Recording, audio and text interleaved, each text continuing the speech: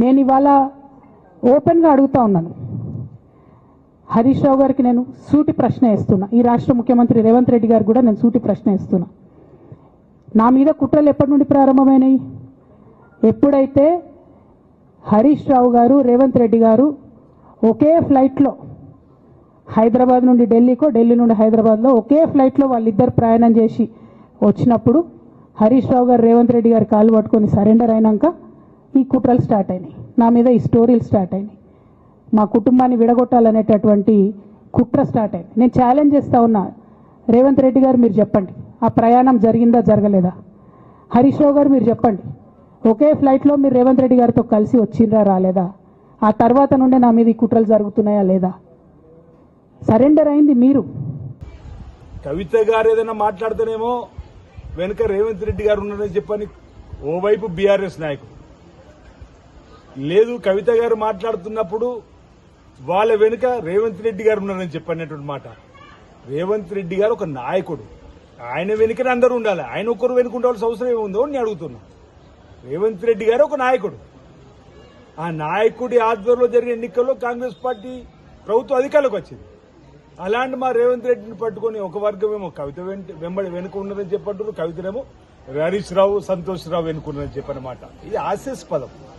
ఇన్ని రోజులు ఆ కుటుంబ సభ్యులు కత్తులు కడుపులో పెట్టుకుని కౌగలించుకున్నట్టుగా ఉంది ఇప్పుడు ఈ రోజు ఈ తీరు చూస్తుంటే. అంటే కాళేశ్వరంలో జరిగినటువంటి అవినీతి సొమ్ములో నా వాటా ఏదని కవిత అడిగిందా? లేదు అవినీతి సొమ్ములో కవితకేమన్నా ఇవ్వలేకపోయినరా? దానివల్ల జరిగినటువంటి తేడాలలోనే ఈరోజు ఆమె మాట్లాడినటువంటి మాటలకి మేము భావిస్తున్నాం తప్ప, ముమ్మాటికి కవిత మాటలతోని హరీష్ రావు, సంతోష్ రావుగా పాపంలో భాగం ఉందంటే, అందుకే మొదటిసారి సాగునీటి శాఖ మంత్రులు హరీష్ రావు ఉన్నారు, రెండోసారి లేడు అంటే ఈరోజు కవిత గారు కూడా ఆనాడు అడగవలసి ఉండే.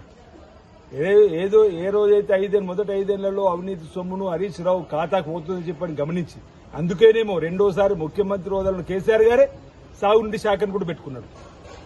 అంటే అందులో ఉన్నటువంటి అవినీతి అక్రమాల సొమ్మును అటువైపు పోకుండా మళ్లించుకోవడం, ఇదంతా పాపం పండింది. కమిషన్లో నిజాలు తెలిసినాయి. సిబిఐకి మేము విచారణ అనగానే ఎవరు ఊహించలేరు.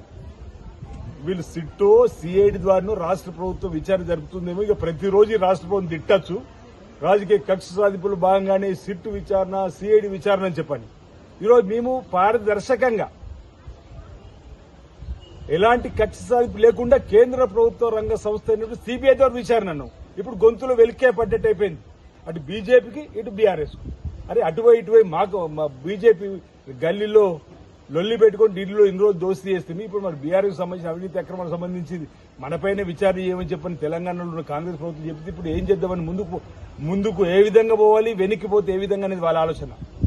ఈరోజు సిబిఐ ఎట్టి పరిస్థితుల్లో ఈ అంశంలో ఏదైతే పీసీ ఘోష్ కమిషన్ సంబంధించినటువంటి నివేదికలో వాస్తవాలను తేలినటువంటి ధర్మిలా తప్పనిసరిగా సిబిఐ విచారణ జరపాలని చెప్పని రాష్ట్ర ప్రభుత్వం ఇచ్చినటువంటి అసెంబ్లీలో చేసినటువంటి తీర్మానం కానీ మా ముఖ్యమంత్రి లేఖ ద్వారా కానీ విచారణ జరుగుతుంది.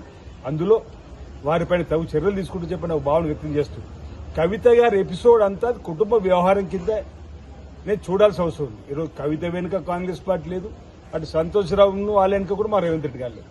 ఈరోజు వాళ్ళ కుటుంబంలో అవినీతి అక్రమాల సంబంధించినటువంటి పంపకాలలో తేడా రావడం వల్లనే ఈ వారి మధ్యలో వచ్చినటువంటి పొరపచ్చాలుగా భావిస్తున్నాం. డబ్బు ఎక్కువైందే కాబట్టి సామాజిక పొగడుతో ఏదైతే ముందుకు పోవాలని చెప్పిన ప్రయత్నం అది ప్రజలు గమనిస్తారు. సరే కవిత గారికి కేసీఆర్ గారు లేకపోతే కవిత ఎక్కడదని చెప్పడం వీరంటున్నారు. అసలు కాళేశ్వరం లేకపోతే మీద ఇంత డబ్బు ఎక్కడదని ఇంకో వర్గం వారు అంటున్నారు. ఏది ఏమైనప్పటికీ ఈ ఎపిసోడ్ వల్ల కవిత ప్రశ్నించే తత్వం గాని, కవితను బీఆర్ఎస్ పార్టీ నుంచి సస్పెండ్ చేయడం గాని, ఆ తదుపరి కవిత గారు నేనేదో నూతనంగా పార్టీ పెట్టుకుంటా, నువ్వు ఇచ్చిన నాకు 10 ఎందుకని రాజీనామా చేయడానికి ముందుకు వచ్చిన ఈ ఎపిసోడ్ మొత్తంలో అర్థమయ్యే అంశం ముమ్మాటికి కాళేశ్వరంలో అవినీతి అక్రమాలు జరిగినాయి. అందుకే ఈ గొడవ అనేది ప్రజానీకం అనుకుంటుంది. రేపు సిబిఐ కూడా అదే తేలుస్తుంది. తప్పనిసరిగా తప్పు చేసిన వారు తిరిగి డబ్బు కట్టాల్సిందే, కట్టకట్టాలని లెక్కించాల్సిందే చెప్పని భావిస్తా ఉన్నాను.